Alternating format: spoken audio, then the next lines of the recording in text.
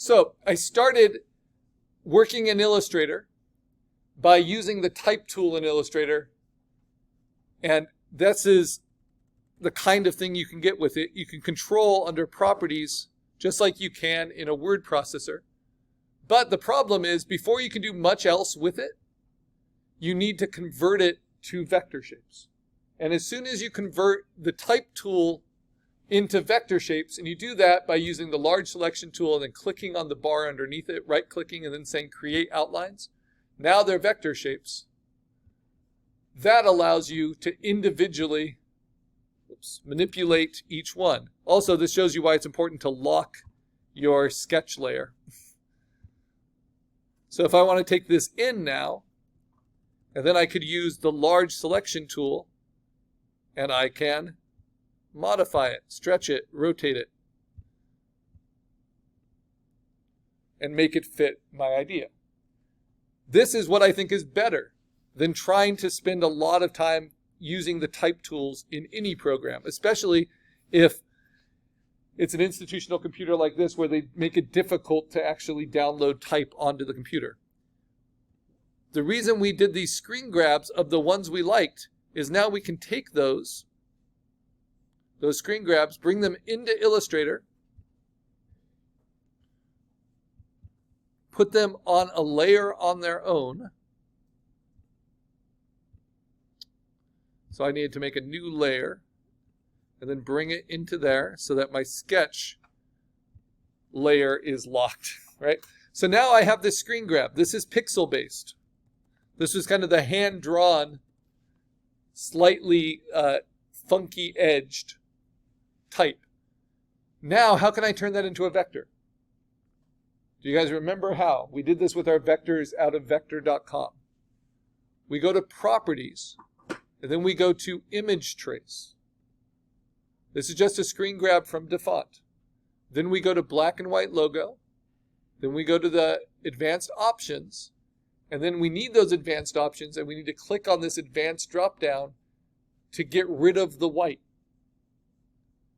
Because even black and white logo will trace both white shapes and black shapes. So we have to say ignore the background color so it's just the black shapes. And now it's previewing it as a vector. You see how much cleaner that is? Look at the difference. This is it as my screen grab. This is it previewed as a vector. So if you like that, then you can hit expand and it will change it into a vector. But you can also play with it. You can thicken it up. You can thin it down. You can smooth it by having fewer paths, fewer corners, less noise, right? And then hit expand. Once you hit expand, now they are vectors. And if it's good type design, which most of the fonts are, these are all type designers trying to get work, they won't have that many anchor points, pretty minimal anchor points, which makes it really easy to modify. Okay, that's one option. I'm going to go to my layers, because designers often like a lot of options. I'm going to turn that off. I'm going to show you those same skills again. We learn through repetition. Because I have other ones that I liked. This one was another screen grab I did. Weird. Oh, because I locked this. Sorry. Before you can drag it on, you need to make a new layer that's unlocked. So this will be with green anchor points. And I separate each type solution with a different layer. I think it's this one. Bring it in. It's happening. It's happening. It's just Illustrator is slow with raster images sometimes. So there it is. This is very clean compared to the last one, right? But very similar. How do I trace it into a vector? I go to Properties, go to Image Trace, go to Black and White Logo. Then I open up the advanced options. I have to ignore the color so I don't see the white background, and then I can hit Expand. But before that, I can play with making it thicker. I can make it smoother. I can play with fewer corners. just to get the cleanest possible vectors I can. Okay, good. So now I have these options. I have this type. In my layers, I have this type. So I'll move that one, lock that one. Right? You'll notice how similar they are. Obviously the same reference, but this is kind of hand-drawn, and I like how it doesn't all end at the same point. Right? Okay, now, what about this one? Which I have to be more careful about because this is actually a logo type for a company, right? So I definitely want to make it my own.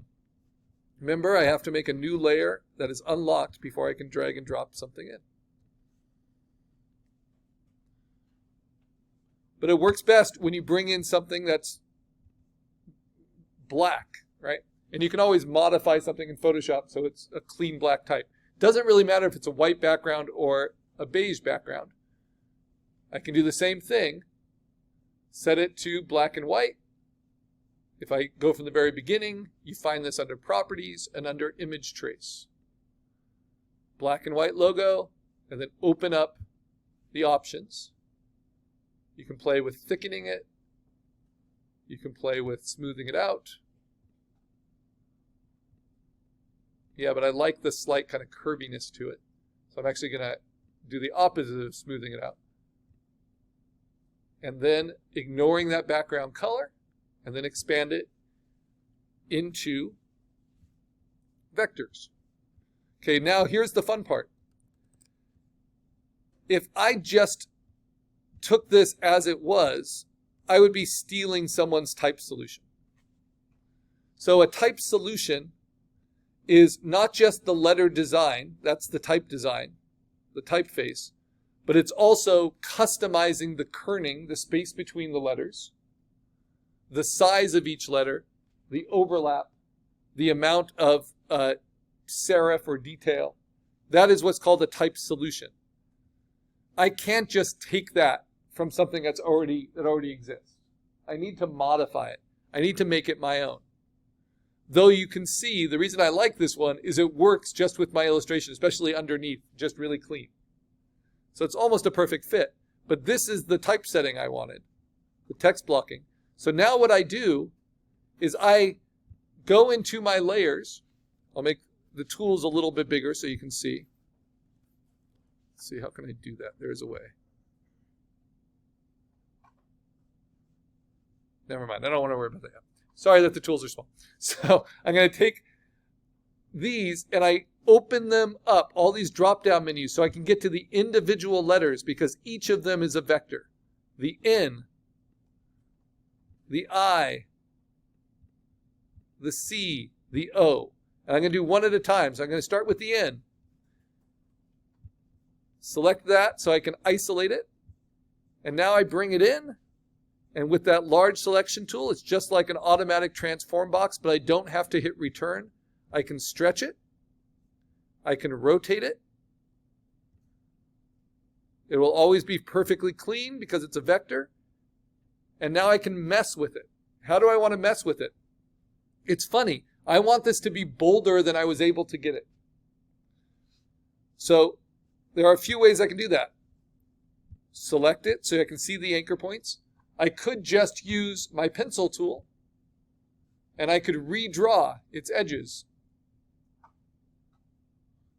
Right? Like starting on the path, ending on the path.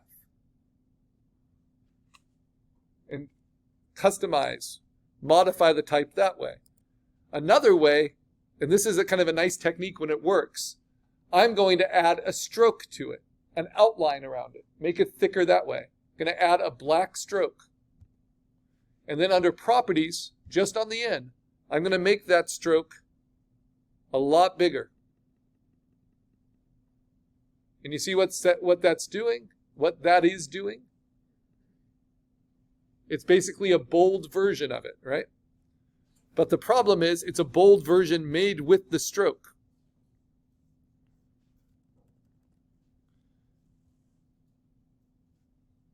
And there are ways you can customize your strokes, and there's a lot more you can do with that. But what would my next step be? My next step, if I like that and I wanted to turn it all into one clean shape, I would go up to Object, Path, Outline the stroke. So now I have only fill paths, but I have a fill path that is the inside of the N, this one, and the stroke of the N, this one. So that's a great way to get what's called outline text. But I want them both merged together, or maybe not. Yeah, you know what? I'm going to say I like the outline. But this outline is not just a stroke. I outlined it so you see it has an inside and an outside edge. You guys with me so far? All right. Yeah, I like that, but I'm not sold on this outline yet. So I'm gonna delete that one. Go back to the N and modify it first before I do the outline, because I like the outline. So I'm going to use my tablet, and I'm going to use the pencil tool. I'm going to use the small selection tool so I can see the anchors. I have it set on smooth, and I'm going to bring up this top of the N, make it bigger, make it wider. Just a little thicker on the top than it is at the bottom. Remember, you need to start on the path and end on the path.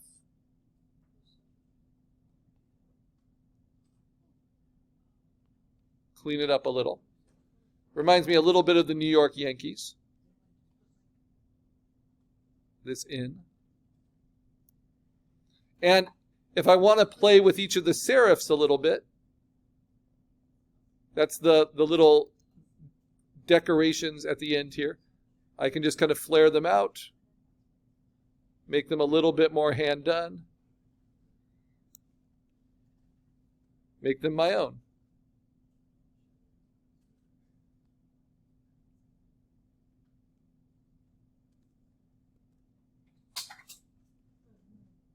All right, next, I'm going to do the outline to them all at the end. I'm going to take the I, and I'm going to do the same thing. Select just that individual letter that I vectorized, that I image traced. Then use the large selection tool, and that allows me to rotate it, scale it, put it in place.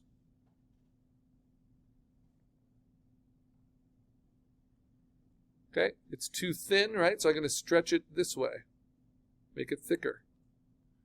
And then it's too flat on the top. So what do? I use my pencil tool, and I redraw it. Starting on the path and ending on the path. Put it a little bit sharper. This is how you design logo types. And you're paying attention to the design of the letters, but more importantly, to their spacing with each other and the other letters.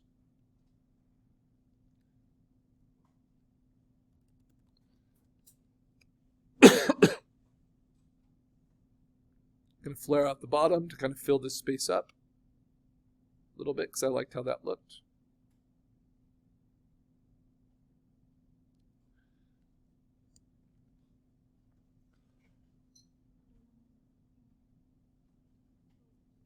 There we go.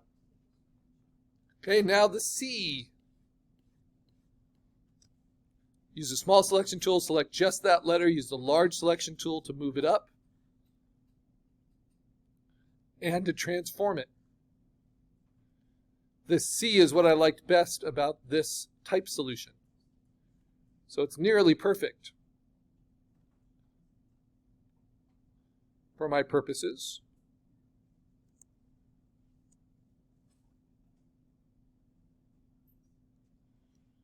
But I can use my pencil tool, and I'm going to thicken it a little bit more at the top.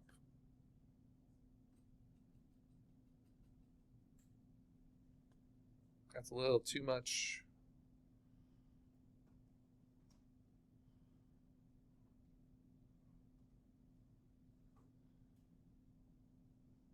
Then maybe just slightly, because I have those little curved serifs, just give a little bit of a curved serif right there.